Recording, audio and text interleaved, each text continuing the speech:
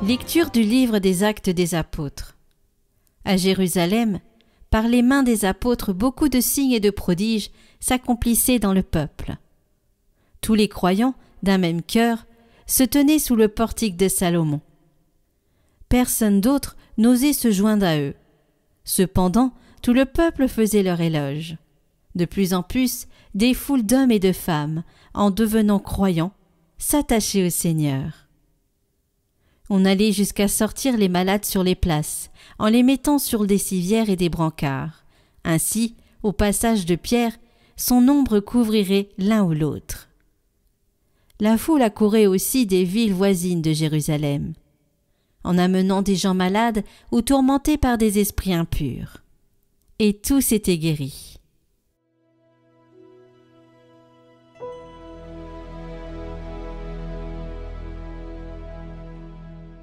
Rendez grâce au Seigneur, il est bon, éternel est son amour.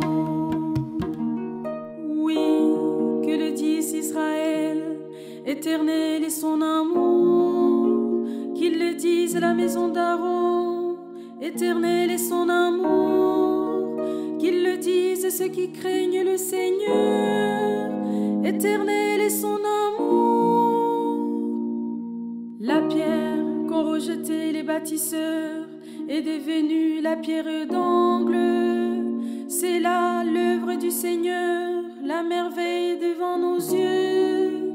Voici le jour que fit le Seigneur, qu'il soit pour nous jour de fête et de joie. Donne, Seigneur, donne le salut. Donne, Seigneur, donne la victoire. Béni soit au nom du Seigneur celui qui vient. De la maison du Seigneur nous vous bénissons. Dieu le Seigneur nous illumine. Rendez grâce au Seigneur, il est bon, éternel est son amour.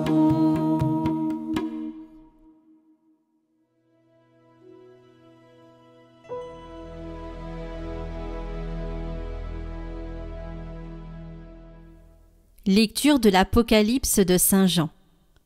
Moi, Jean, votre frère, partageant avec vous la détresse, la royauté et la persévérance en Jésus, je me trouvais dans l'île de Patmos à cause de la parole de Dieu et du témoignage de Jésus. Je fus saisi en esprit le jour du Seigneur, et j'entendis derrière moi une voix forte, pareille au son d'une trompette. Elle disait: Ce que tu vois, écris-le dans un livre, et envoie-le aux 7 églises, à Éphèse, Smyrne, Pergame, Thyatire, Sardès, Philadelphie et Laodicée.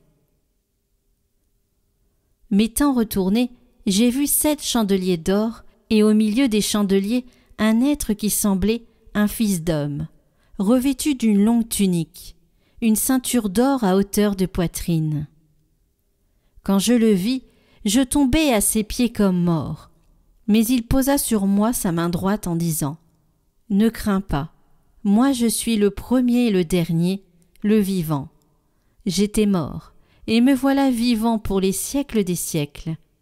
Je détiens les clés de la mort et du séjour des morts. Écris donc ce que tu as vu, ce qui est, ce qui va ensuite advenir.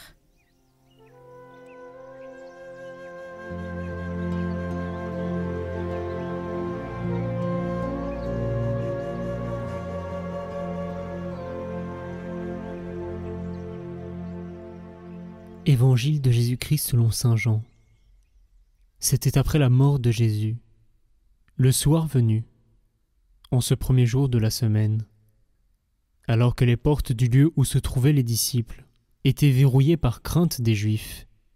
Jésus vint, et il était là, au milieu d'eux. Il leur dit : « La paix soit avec vous. » Après cette parole, il leur montra ses mains et son côté. Les disciples furent remplis de joie en voyant le Seigneur. Jésus leur dit de nouveau : « La paix soit avec vous. De même que le Père m'a envoyé, moi aussi je vous envoie. » Ayant ainsi parlé, il souffla sur eux et il leur dit : « Recevez l'Esprit Saint. À qui vous remettrez ses péchés, ils seront remis. À qui vous maintiendrez ses péchés, ils seront maintenus. » Or, l'un des 12, Thomas, appelé Didyme, c'est-à-dire jumeau, n'était pas avec eux quand Jésus était venu.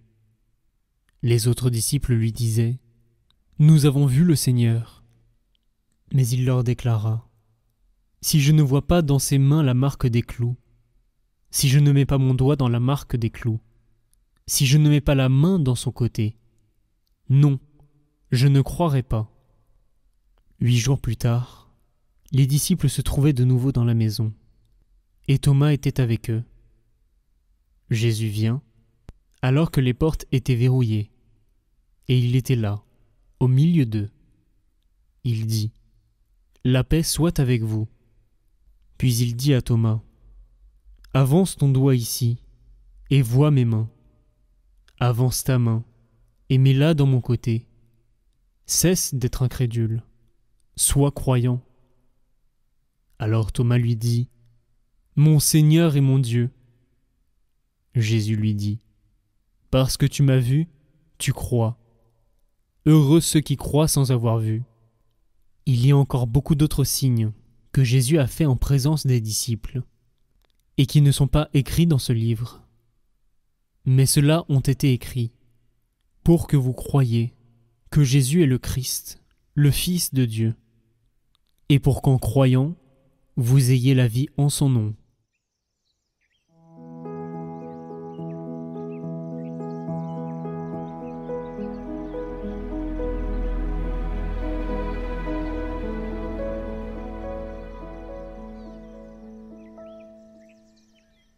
Huit jours plus tard. Ce petit détail de rien du tout de l'évangile de ce jour me donne de méditer aujourd'hui avec vous sur un attribut particulier de la miséricorde de Dieu. Et cet attribut particulier, c'est sa patience. Thomas n'a pas cru. Thomas n'a pas voulu accepter la parole qui lui a été donnée, pourtant par des gens qu'il connaît, des amis, des gens de confiance. Je ne croirai pas. En toute justice, Jésus ne lui doit rien du tout. Le message de la résurrection n'a pas besoin d'être prouvé de façon évidente par Jésus. Ça n'est pas un dû pour Thomas ni pour aucun d'entre nous. Thomas aurait dû croire à la parole de ses amis. Il ne l'a pas fait. Et Jésus patiente. Jésus patiente pour trouver le moment où Thomas sera capable d'accepter cette nouvelle de la résurrection. Il vient et il lui propose de faire exactement ce que Thomas avait demandé. Je ne suis pas capable de croire, j'ai besoin de ça, ça et ça. Tel un enfant qui revendique exactement ce qu'il veut. Jésus patiente. Il s'adapte. Pourtant, sa parole n'est pas doucereuse, elle est exigeante. Cesse d'être incrédule et sois croyant. Et parce que Jésus a patienté, parce que Jésus a montré sa miséricorde, alors Thomas fait un pas de plus. En effet, si Thomas nous est présenté comme un saint à imiter, ça n'est évidemment pas parce qu'il a douté, ce n'est pas non plus parce qu'il s'est simplement repris sur le fait que Jésus soit vivant. Il était en effet impossible de douter de cela, une fois qu'il avait la main dans son côté. Mais Thomas est notre modèle en tant qu'il a la foi dans la divinité de Jésus. Et il nous dit cette parole que peut-être beaucoup d'entre nous nous répétons au moment de la consécration. « Mon Seigneur est mon Dieu ». Thomas a douté, Jésus a patienté, Jésus a répondu à son attente Et Thomas a fait ce pas de plus. De sorte que Thomas est plus avancé après avoir douté et avoir reçu la miséricorde que s'il n'avait pas douté. Et c'est un des grands mystères de la miséricorde de Dieu. Nous l'avons chanté pendant la nuit de Pâques dans le chant de l'exultète « Heureuse faute qui nous a valu un tel Rédempteur ». Car avant la miséricorde, nous sommes dans la justice avec Dieu, mais après la miséricorde, nous sommes dans l'amitié avec lui. Avant le péché d'Adam, la condition de l'homme et de la femme était bonne et heureuse, mais après la rédemption, l'homme est divinisé dans la parfaite amitié de Dieu. Voilà le chemin que Jésus nous propose lorsqu'il nous fait contempler sa miséricorde. Non pas uniquement de regarder nos péchés, nos détresses, nos malheurs et d'être persuadé que Jésus peut nous sauver, c'est évidemment un point important du message de la miséricorde de ce jour, mais aussi de réaliser qu'après avoir reçu cette miséricorde, le Seigneur nous place dans un état plus avancé qu'avant notre péché, un état de proximité et d'amitié avec lui qui nous engage, qui nous oblige. Nous sommes les détenteurs d'un trésor après avoir reçu le pardon du Seigneur. Et ce trésor, nous ne pouvons pas le donner au pourceau. Nous ne pouvons pas laisser le péché envahir notre âme à nouveau. Et si cela arrive pourtant, alors c'est à nous d'imiter la patience de Dieu. C'est à nous d'aller fidèlement demander la miséricorde du Seigneur là où elle nous est donnée. Le péché du quotidien est peut-être celui qui nous humilie le plus. Le gros péché énorme que l'on fait, si j'ose dire, dans les grandes occasions, est presque plus facile à confesser. On en sort guéri, plein d'espérance. Mais ce péché qui revient, ce péché dont je ne me sors pas, voilà celui qui demande peut-être le plus de miséricorde, le plus de patience, le plus d'humilité. Les rayons que nous contemplons aujourd'hui sortir du côté de Jésus ne s'arrêtent jamais.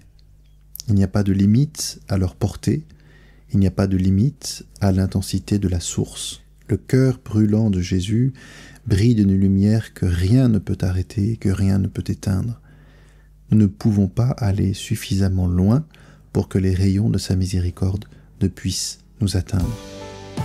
Belle fête de la miséricorde à chacun d'entre vous.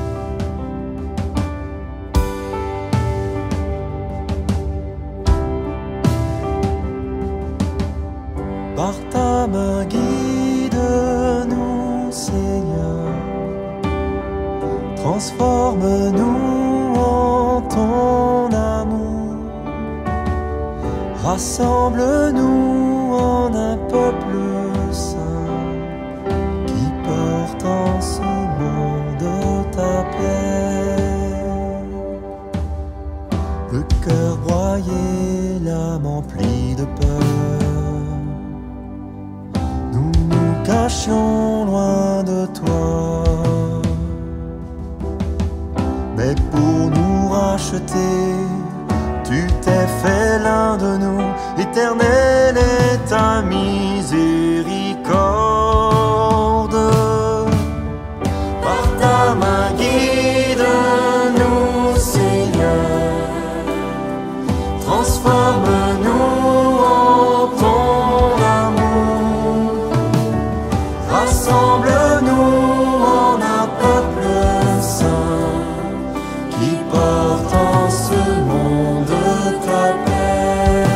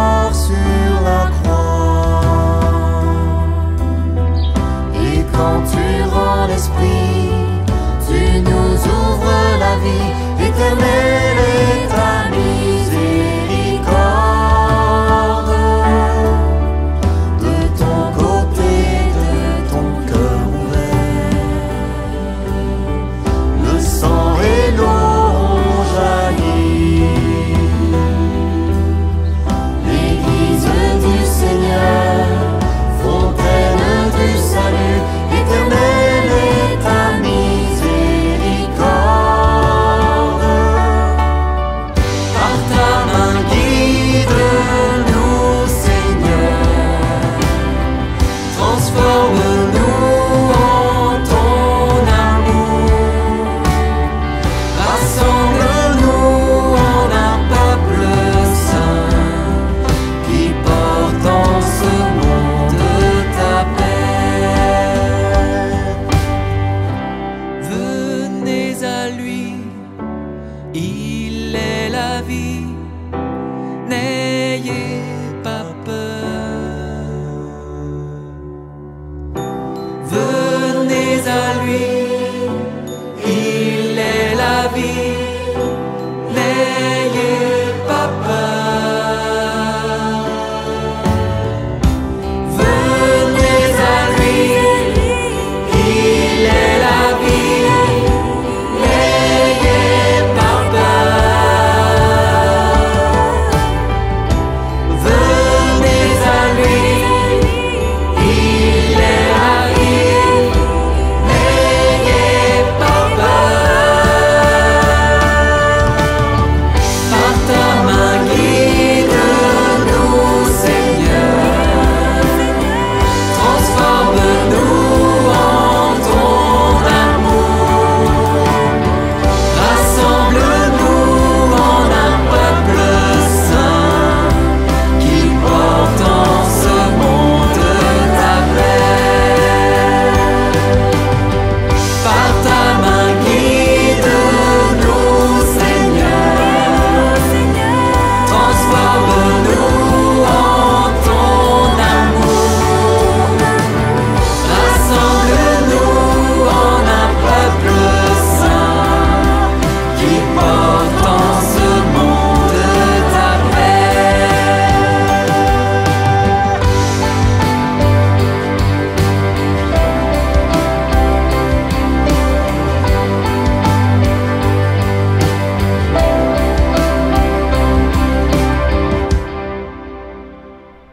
Chers amis, c'est le jour où faire le chapelet de la miséricorde divine. Par ce chapelet, on peut tout demander au Seigneur. Il est en lien en haut à droite et en description.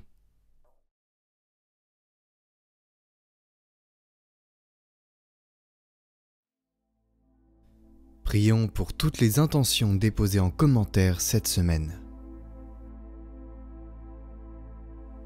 Notre Père qui êtes aux cieux, que votre nom soit sanctifié, que votre règne vienne, que votre volonté soit faite sur la terre comme au ciel. Donnez-nous aujourd'hui notre pain de ce jour. Pardonnez-nous nos offenses, comme nous pardonnons aussi à ceux qui nous ont offensés. Et ne nous laissez pas entrer en tentation, mais délivrez-nous du mal. Amen.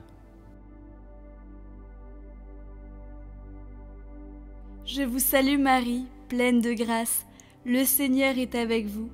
Vous êtes bénie entre toutes les femmes, et Jésus, le fruit de vos entrailles, est béni. Sainte Marie, Mère de Dieu, priez pour nous, pauvres pécheurs, maintenant et à l'heure de notre mort. Amen. Gloire au Père et au Fils et au Saint-Esprit, comme il était au commencement, maintenant et pour les siècles des siècles. Amen.